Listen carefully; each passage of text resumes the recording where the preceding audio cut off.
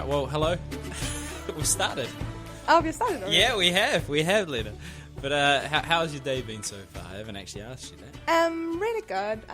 I'm always cycling in the morning, which is great, especially during summer because of the sun. And it's also a great way to start the day, like, exercise and kind of just organize your thoughts for the upcoming day.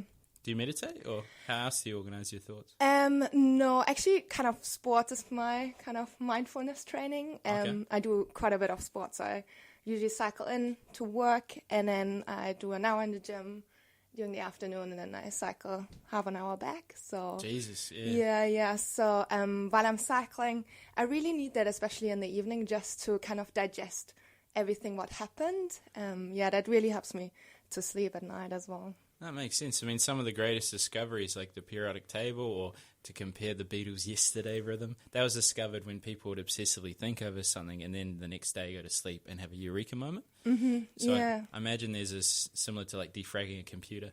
Yeah, totally. You've probably done some intense mental activity, and then when you go on something that's sort of mindless in a sense, then you probably have some certain ideas that flow from that. Yeah, absolutely. But tell us about that snowboarding. You're semi-pro as well, I've heard. Yeah, that was like when I was 16. So I started, I grew up in the mountains. So I started skiing when I was 2.5. And then we went skiing like a lot during my childhood. And when I was 10, I then wanted to, start snowboarding. So I, snowboarded for 5 years, and I always did heaps of sports. Like I started swimming when I was 5, and horse riding, gymnastics, volleyball, basketball. Can you flip? Like, what's that? Can you do a flip? No, I couldn't. Over snowboard? No, not on snowboard. Gymnastics, you said. Oh, no, with my snowboard I could do like front flip and stuff. Yeah. All right. Okay. Yeah, and then so I swam competitively until I was 15. And when I was 15, I kind of did another snowboard course. And while doing this, one of the snowboard coaches said, "Oh, I've got quite a lot of talent. Do I want to become a snowboard teacher?" And then I was like, "Oh yeah, that sounds cool." So then I became a snowboard teacher when I was 15, and then I just got hooked. Like it was just so cool. And then I started going out with my friends a lot, like, or snowboarding, like, almost every day. So it was, like, really, that was my life. Huh? And then I wanted to snowboard also competitively. So then I started doing snowboard cross. Do you know what it is? No, I know so nothing snowboard about cross is when 4 people race down kind of a course at the same time. With the poles in the ground and like a flag that you Yeah, but this is slalom. So snowboard cross is when 4 people, they are at the start together, and then they go through a course where it's like banks, jumps, things like that. Can you drop a shoulder? Well, not officially. But you probably but you can, like, a little bit, with your body weight, kind of, push a little bit, but not really. So, but it's really full on. And then during one of the summer camps, so I joined a club where we trained together. And then during one of the summer camps where we were up in the glacier, I saw, all the guys in the park, in the terrain park, like with the big jumps and with the rails. And I was like, oh, that's far cooler. So I started riding slopestyle. So slopestyle is the discipline, it's called, with the jumps and rails. Like a half pipe? Half pipe is a different discipline. I'm really showing my knowledge here. So it's going down a hill onto big jumps. Yeah. So it's kind of a course where you have rails. So rails are handrails. Oh, yeah. Yeah, or boxes, and quite big jumps. Huh. And then I got my first sponsors as well. And then I just trained a lot and competed a lot. And then I rode for DC and Smith and Compodel. And that was until I was 24. And during that time, it was just my whole lifestyle was around snowboarding, right? Like training every day that I could, or if not, then I was in the gym or running. And it was an amazing period of my time, of my life. So. What drives you with that though? Like, because for people to reach a certain level of success, they have to be doing more than what others are doing, and then also have a drive. Yeah. And I do find it's quite often to compensate for something as well. Like once you get it, or it's just you're so passionate, you want to spend every waking moment. Why do you think you're so competitive and driven? I actually don't know, but you're right. I'm very competitive and very disciplined and driven, like in a lot of things that I'm doing. And that kind of also transferred now into my academic career. But during my time of snowboarding, it was just awesome to be, out with your friends. And especially the most important part is actually the learning aspect, to always challenge yourself, to learn a new trick, to get out of your comfort zone, but then also to fall. And fall is really important, right? Because when you fall, then you see, oh, okay, now I was out of my comfort zone, so what can I do better? So if you don't fall, you don't become better. The same in, your career. If you don't fail, you don't become better. So, I think that's the learning aspect, but then also that I'm quite competitive. Are you a sore loser as well? You're just stomping around, your whole day's ruined, and then you're back on the slopes? Yeah. No. I'm not playing you at table tennis. It's going to get too intense. I'm very competitive in table tennis as well.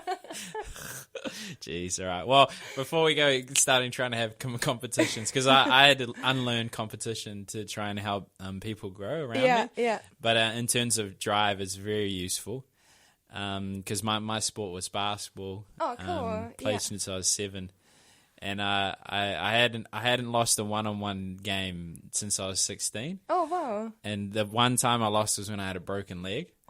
But then I was like, why do I need to prove myself so much? Why I'm so competitive? Like, whoever it is, I'm like, I'm not going to lose. Yeah. And I had to unlearn that because it does come, like, from a culture standpoint, it comes at the detriment of the company. I was saying in another podcast. But you did touch on the study side of things and the research, and you're competitive there. So you're doing the snowboarding. Were you studying at the same time, or you just studied after that? Or? Yeah. No, I studied at the same time. So, jeez. Yeah, and when I was, after my A levels, this is kind of after you finish high school in Germany, I then wanted to actually go to the US to train, for half a year and only do snowboarding. But then I had an ACL just before I wanted to leave. And then I was like, okay, now I have to change my plans, right? Yeah. So then I moved to Innsbruck in February, and then I started, studying, but then also snowboarding at the side. So every free time when I was not studying, I was up in the mountains, and yeah. What were you studying? International Business and Economics. It's a little different from the research that you're doing. Yeah. So I did International Business and Economics, and the nature of the degree is that you spend 1 year abroad. So I was in France, in Grenoble, where I still could snowboard and study. And then I majored in information systems and in HR. So this is kind of where the information systems path comes in. Are you passionate about that, the technology side of things? Or? Yeah, definitely. Okay. Yeah. But I'm looking also from the social side of things. So yes. it's really cool. Like information system is kind of at the interface between, computer science and business. Okay. Do you think that the course that you learn is quite valuable, or do you feel like you kind of had to learn? Cause I guess it's different for you because a lot of people would get a degree and then have to go on the role and find that it's quite different, whereas you're doing the degree and then you're going into research, which still aligns with that sort of mindset. Yeah. So actually during my degree, I actually went up to Hamburg, which is in northern Germany, and worked for a consultancy for 9 months, kind of like an internship and then a kind of a student trainee. So I had my own project as well. And it was great, like, because, you really see, like, the business side of things and, can work with different projects with different people.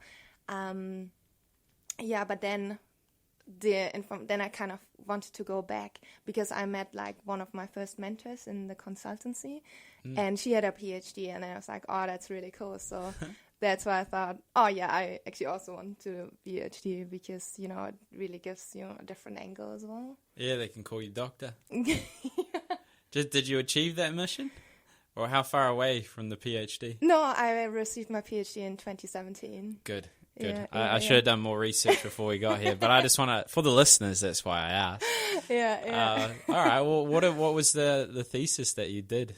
That was actually about ubiquitous connectivity, that we are constant. You lost me at ubiquitous. Ubiquitous. Yeah. Tell the listeners what that means.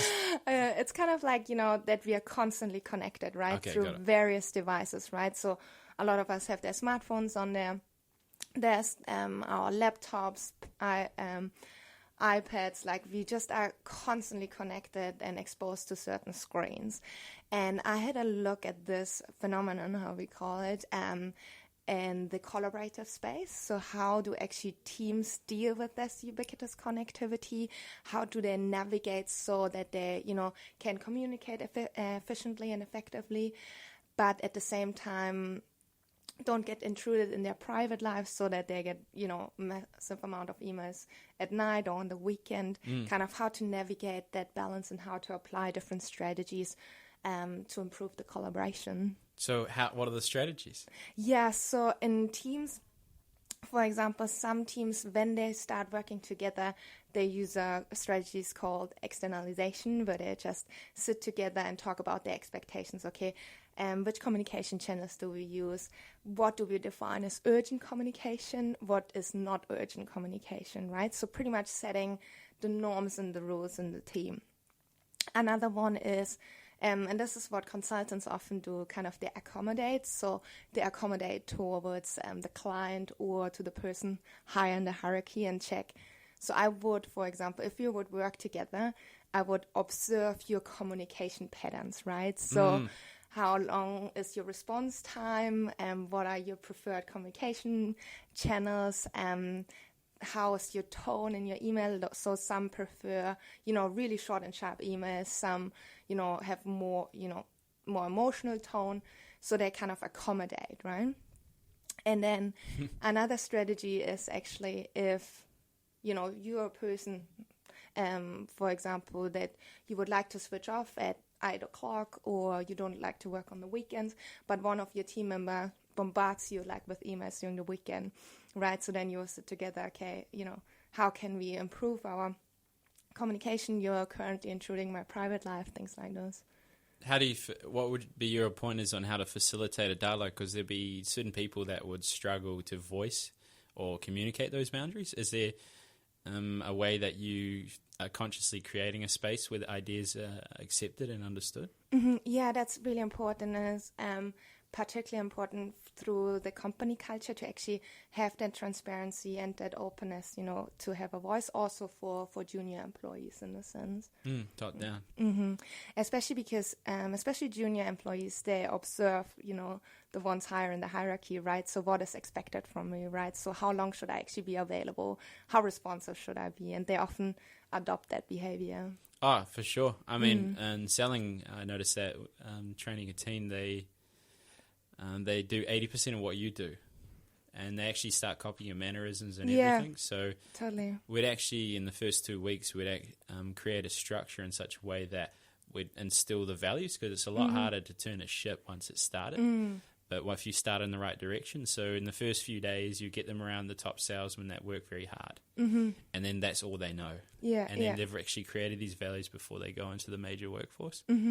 So you've gone quite in depth in the space of social media. Do you see things connectivity, not just social media, but do you see potential issues that aren't being discussed around that connectivity? Because we evolve 1% every 10,000 years, so we're not evolutionary designed to deal with being able to see, I guess, this berry as a notification in front of us or this engagement.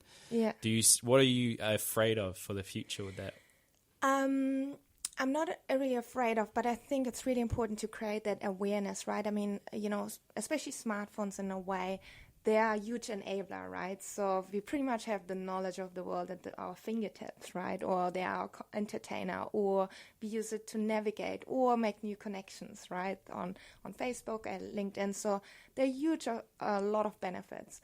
But then it's also important for us to think, okay, to be aware that there are a lot of drawbacks as well. So especially on social media, we do a lot of upwards comparisons. So if we actually look at profiles of other people and see, they got the promotion but I didn't, or they have an awesome holiday with their fiance but I don't. So we do a lot of comparison that actually affects your self-esteem. And it's actually proven that especially Facebook usage, extensive Facebook usage, affects actually your mental and also physical well-being and could decrease your life satisfaction over time. But then also it has a huge effect on our productivity, right, and our efficiency, because, if we are working on our task and a notification pops up, we just want to check quickly, right? But then checking is not the only thing that happens, right? So we check our notification on LinkedIn, for example, and then we start scrolling, and all of a sudden we lost 15 minutes. So there's a lot of this task switching involved, which actually then wastes a lot of our time because we have to refocus on the task, and that affects our productivity. Burns you out too. Yeah, totally. You keep going. You're on a roll. Seem like you're going to say something else.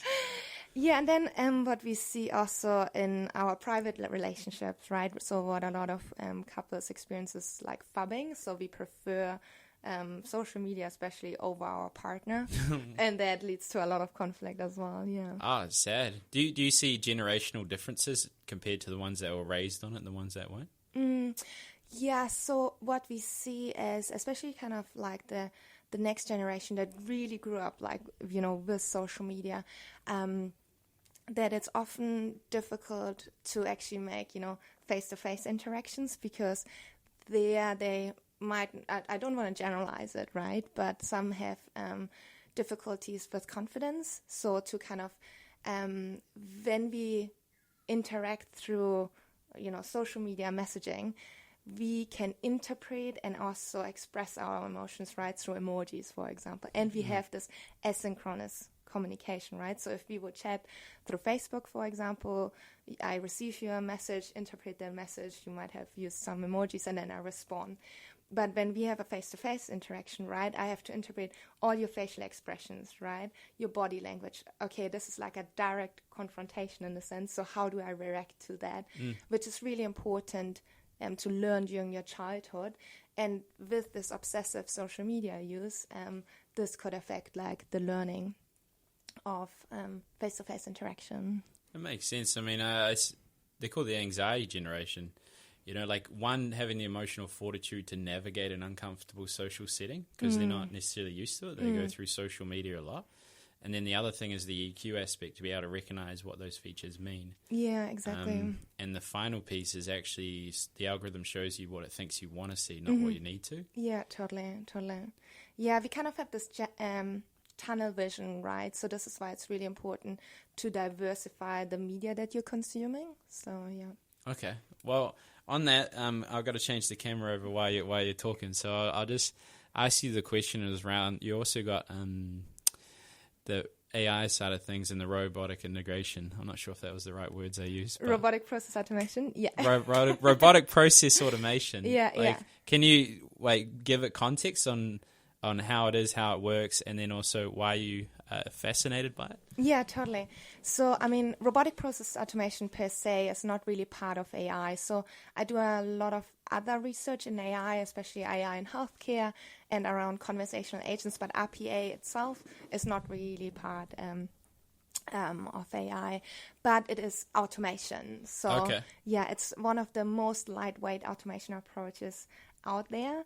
And RPA are pretty much software robots, right? So it's pre-configured software that's kind of pretty much follows like business rules or a pre-configured like activity choreography. So you have like your business process model and on the right side, for example, and then you have the application on the left side, right? So, and the bot pretty much imitates exactly what a human would do, right? So it checks in the model when you program it, okay, open SAP, for example, then log in, then the bot logs in, then open email attachment, so then opens email attachment, then copy information from email attachment to SAP. So it's pretty much all pre-configured and imitates what a human would do in a sense. Where would you see the major, I guess, application that could be utilized for the average business owner that's undercapitalized? Yeah, good question.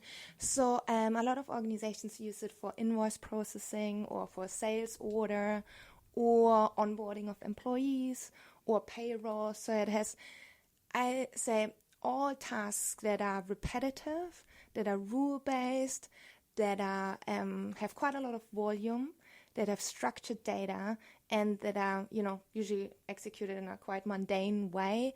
They are perfect candidates for RPA. Yeah. So I guess you wouldn't want it too client-facing in the sense, because then it's not necessarily the mundane side of things. It's the processing, giving you the information, and then the person executes on it. Yeah, so it's kind of, it runs on the back end, right? So this is also what we've seen in our studies, so that customer service usually was quite reactive, right? So they got a customer came in, and then they processed the request, and then they fed back the outcome.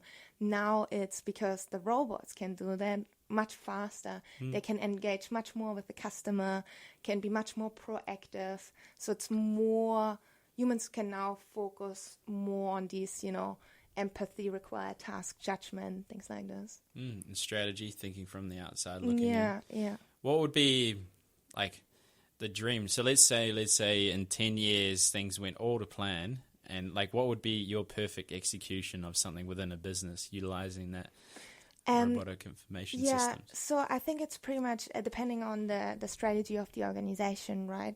But I think all tasks that, are repetitive and mundane, and they can be actually, automated, and then human employees can focus more on, what humans are good at, right? Like human interaction, judgment, empathy, strategizing, things like this.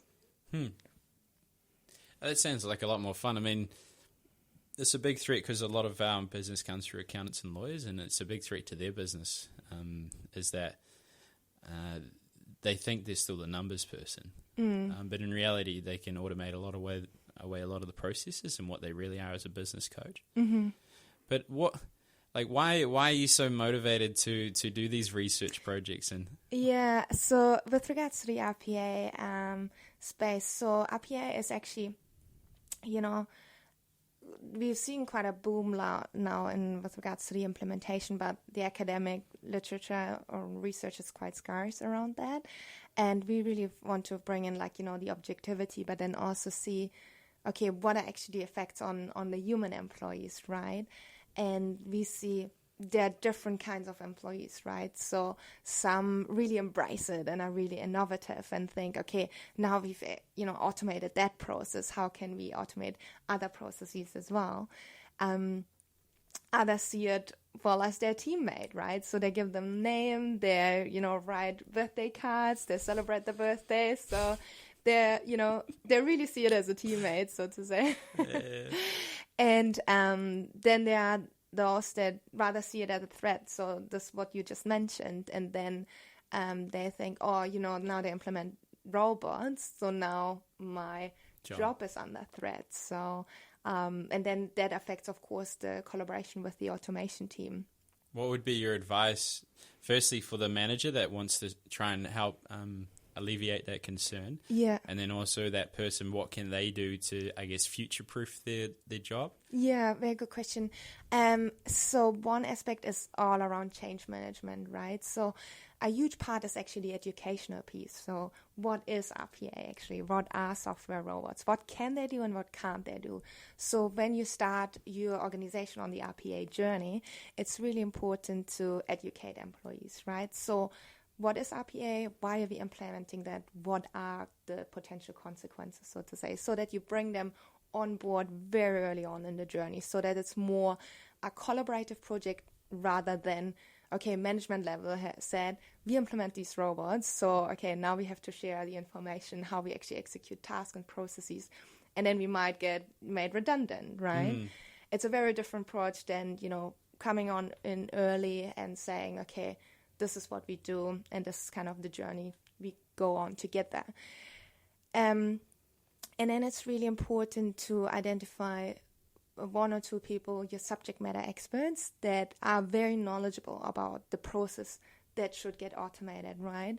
Because this is really important for the automation team to get as many information as possible, so that the bot works then very efficiently without spitting too many exceptions, right? So exception is the bot can't execute the request, for example.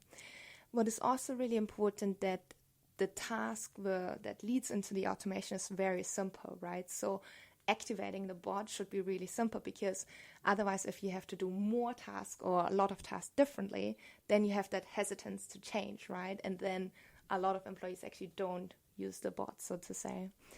And another aspect is actually, you have to let your numbers speak, right? So you actually have to prove, hey, we can actually save quite a lot of human labor hours. We can actually have a higher accuracy, things like this. How would you demonstrate that?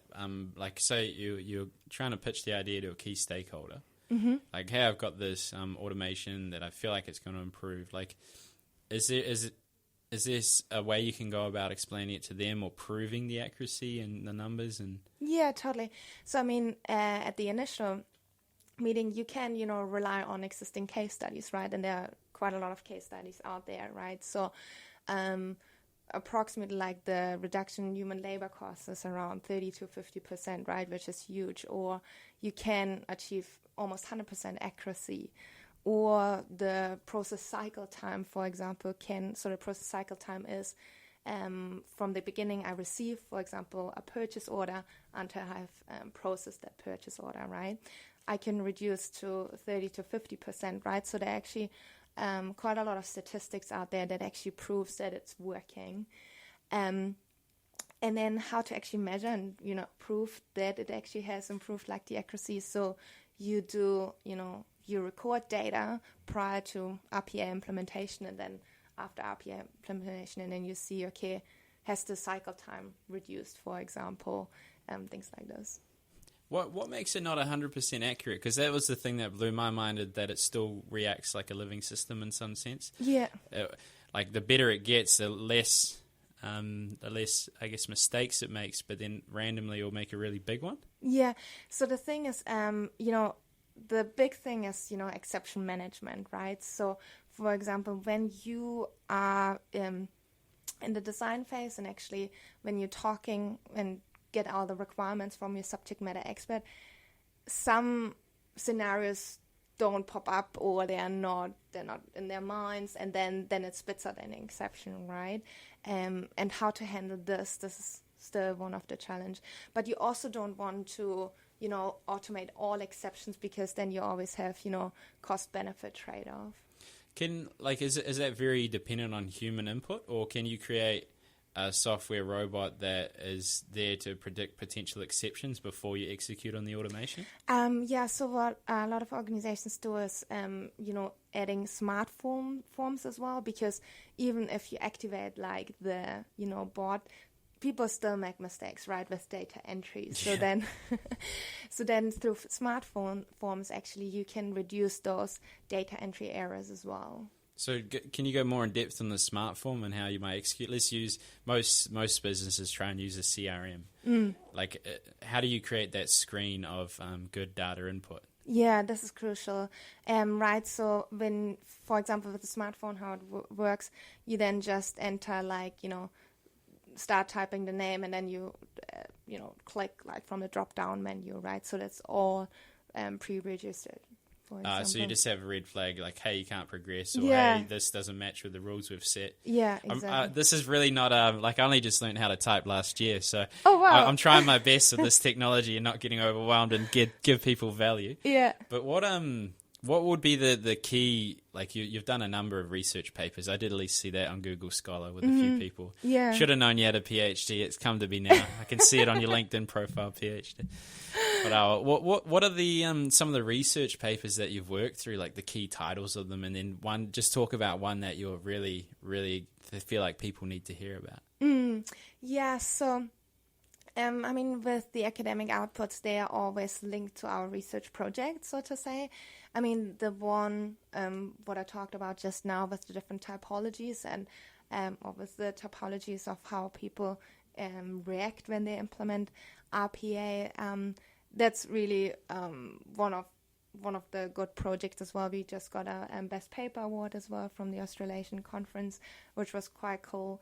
And what kind of paper is it? What's it called? This is the RPA paper. RPA paper. Yeah, okay, yeah. I'm with you. Yeah, I mean, university was a long time ago. Yeah. I did my finance stuff, but as quick as I could. Yeah. But okay. All right, keep going. I'm listening. Yeah, and then, and then one article, because you asked me to talk about one specific article. So we had one study that we conducted during COVID, right, during the first lockdown. And there we looked, okay, how people actually cope with that, with the term that we introduced called enforced working from home. And enforced working from home is very, very different to working from home, right? Because the typical working from home has a lot of advantages, but also drawbacks, right? So we can do much more focused work. We don't have the commute time. We have a lot of autonomy. We can schedule our own day. But we also feel a bit excluded from the company. We have this almost like second-tier employee status. We often then overwork because we want to actually demonstrate, hey, this is how much I work, because the manager actually doesn't see you. So there are a lot of benefits and drawbacks for, normal working from home. But this enforced working from home is very, very different, right? Because none of us got training. A lot of us didn't have the right infrastructure. And we couldn't prepare properly, right? So this digitalization that happened like overnight, right? And we looked, okay, how do people actually cope with it? How does their collaboration patterns change, right? Things like that. So what we saw is that a lot of this ad hoc communication is not there anymore, right? So when we're all in the office, we might bump into each other and just, talk about some tasks that we're working or solve problems. So now the communication is much more orchestrated, right? So now when we were during lockdown, it was much more, okay, hey, can we meet for half an hour because we need to discuss so and so, right? So it was much more orchestrated.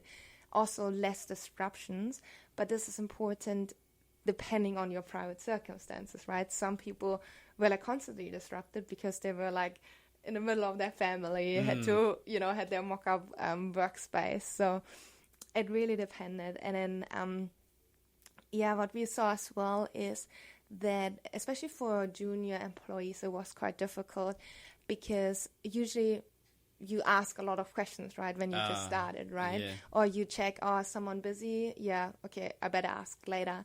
So now, because there was no transparency, the kind of knowledge exchange was quite difficult. That was one of the challenges that people experienced. Did you look at how to mitigate? Like, let's say this is a continuous, like forever, we're in forced lockdown or forced working from home. Did you discover ways that would more effectively manage people remotely and how to keep them engaged and also feel a part of things and incentivize juniors to communicate more? Yeah, totally. So some teams actually started to have like daily catch-ups, right? So in the morning, kind of to have like a short stand-up meeting and say, okay, hey, how are you actually feeling, right? How are you coping with the situation? What tasks are you working on? How are you doing with these tasks? Do you need help? Or do you have some spare time? Could you help someone else? Just to kind of create that transparency and still feel as a team.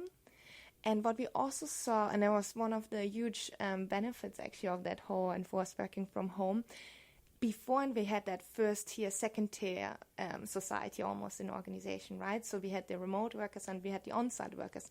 Now overnight, on-site workers also became remote workers, right? So beforehand, before lockdown, on-site workers always, had, chats or social events, things like this, or, were just involved in all meetings. But the remote workers were almost, often excluded from this, right? You don't really bring your laptop to the barn and so your remote worker can join, right?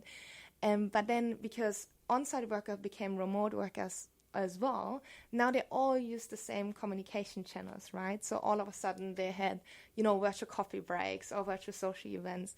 So then it became actually one community, and a lot of previous remote workers actually said, well, I have never felt that included. Right. It'd be good for them. Yeah, totally. The other thing as well, I mean, at least, let's say you had the traveling sales team, they're out, and then you had people booking appointments. Their there would be frustrations from a lack of understanding. So the front person would be upset that they're not doing their role, but now that they're all collectively have an understanding of what they do and how it works and see them more as a person instead of an offside. Yeah, totally. From that. Yeah, 100%. Well, as we wrap this up, I always have to find some little way to relate it to financing a little bit. So what would be your version of financial freedom? Like, what would you see financial freedom as?